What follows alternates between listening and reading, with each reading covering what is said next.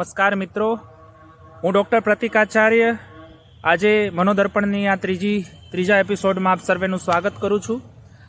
મનોદર્પણ આજે આપને ખૂબ જ મહત્ત્વનો ટોપિક લઈને આવ્યું છે, જેમાં માતા પિતાના ઝઘડાની અસર બાળકોના માનસપટ ઉપર કેવી રીતે થાય છે તેની આજે આપણે ખૂબ ગહન ચર્ચા કરવાની છે।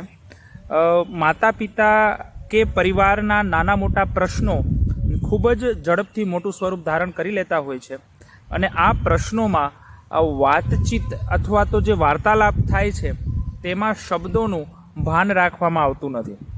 ઘણી વખત એકદમ ઉગ્રતાથી એ પોતાની વાત રજૂ કરવામાં આવતી હોય છે।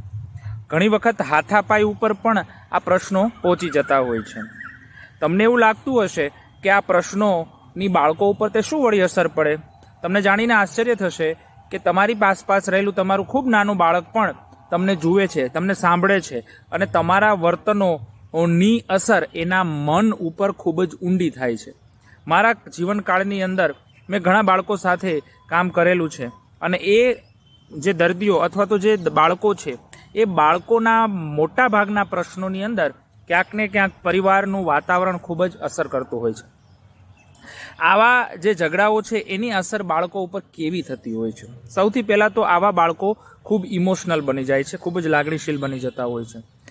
ઘણી વખત આક્રમક પ્રતિક્રિયાઓ એમની અંદર વધારે જોવા મળતી હોય છે અને ખૂબ જ તોફાની થઈ જતા હોય છે।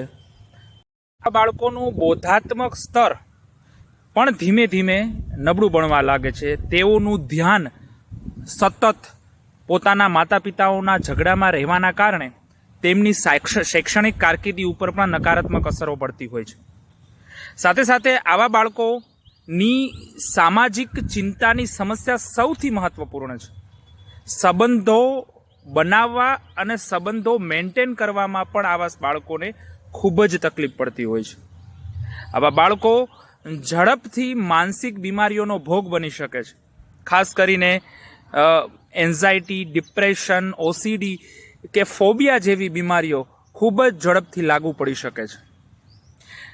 આ એક ગંભીર બાબત છે, કારણ કે આપણા કલ્ચરમાં જ્યાં પરિવારમાં એકબીજાનું માન જાળવવામાં નથી આવતું, એકબીજાની વાત સમજવા કે સાંભળવામાં નથી આવતી, ત્યાં ખૂબ મોટો પ્રશ્ન બની રહ્યો છે।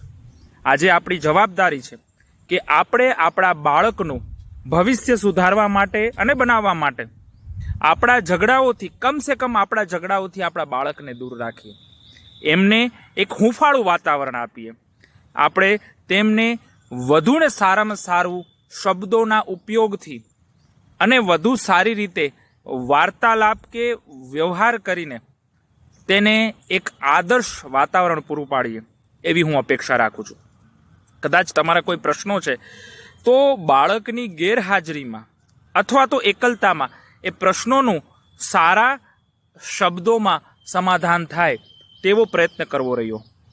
એક બીજું પણ મારે તમને કહેવું છે કે જ્યારે તમને લાગે છે કે સંબંધોમાં સમસ્યાઓ વધવા લાગે છે ત્યારે તમારે કોઈ સારા મનોવૈજ્ઞાનિક કે સલાહકારની મદદ લેવી જોઈએ, જેનાથી તમારા પ્રશ્નોનું સમાધાન આવે। તમારા નાના મોટા પ્રશ્નોનું જ્યારે સમાધાન નથી થઈ રહ્યું અને તમને એમ લાગે છે કે કોઈ રસ્તો નથી, કોઈ કુટુંબ, પરિવાર, સમાજ, મિત્ર કે છેલ્લે સલાહકાર પણ સમાધાન નથી કરી શકતા, તો એના માટે થઈને આગળના પગલાં લેવા પણ ખૂબ જરૂરી હોય છે। તો આજના વિડીયોમાં આટલું। આશા રાખું છું કે આ વિડીયોની અસર, ઇફેક્ટ તમારા પરિવાર સુધી તમે લઈ જશો અને તમારા બાળકોના ભવિષ્યને વધુ સારું બનાવવા પ્રયત્ન ચોક્કસથી કરશો।